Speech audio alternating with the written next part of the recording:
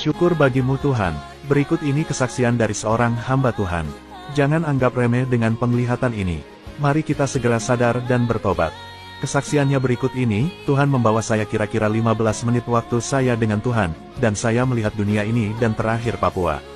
Tuhan tunjukkan kepada saya setiap bangsa-bangsa, kerajaan-kerajaan, yang besar-besar, kota-kota yang megah-megah. Saya melihat itu dan saya bahagia karena bisa melihat semua itu, walaupun manusia jasmani saya belum sampai ke sana, tetapi manusia roh saya sudah dibawa oleh Tuhan ke sana.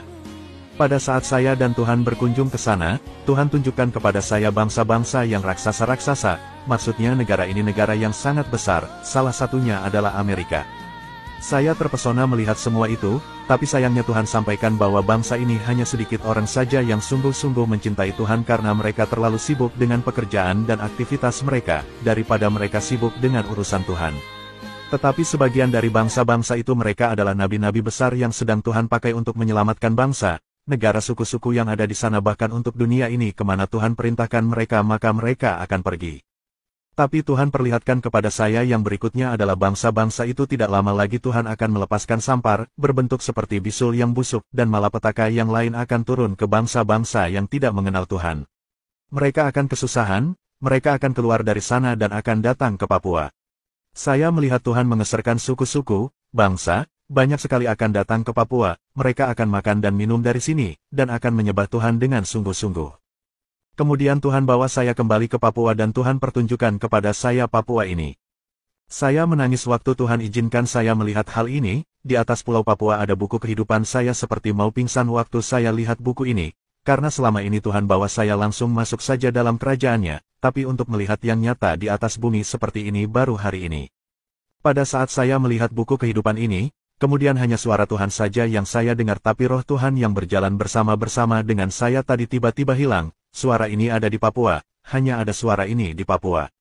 Suara Tuhan itu sangat besar bergema seperti guntur yang sangat besar, kalau bunyi guntur kita hanya bisa dengar bunyinya saja. Tapi suara Tuhan ini berbicara dan saya seperti mau mati rasanya, napas saya seperti mau putus. Waktu Tuhan tinggalkan saya dan Tuhan hanya memperdengarkan suaranya saja. Dalam suara Tuhan itu, Tuhan sampaikan bahwa Papua adalah kerajaan Tuhan, Papua adalah barometer dunia, Papua adalah cahaya Injil untuk menerangi bangsa-bangsa dan Papua adalah kerajaan yang akan datang, yang akan diubahkan oleh Tuhan. Tidak lama lagi orang-orang akan menikmati susu dan madu di atas negeri ini. Kemudian suara Tuhan menghilang dari saya, dan nafas saya kembali berjalan dengan normal. Roh Kudus dan malaikat-malaikat memberikan kekuatan kepada saya, agar saya kuat.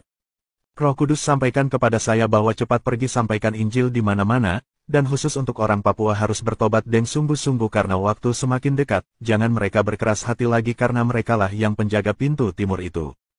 Pintu itu tidak lama akan dibukakan oleh Tuhan. Dan harus orang-orang Papua segera bertobat dengan sungguh-sungguh, mereka harus tinggalkan keras kepala, mereka lepaskan berhala-berhala mereka, karena waktu kedatangan Tuhan semakin dekat. Saya sedih dan menangis karena banyak orang di Papua belum bertobat dengan sungguh-sungguh. Mari kita saling mendoakan agar negeri ini secepatnya dipulihkan oleh Tuhan.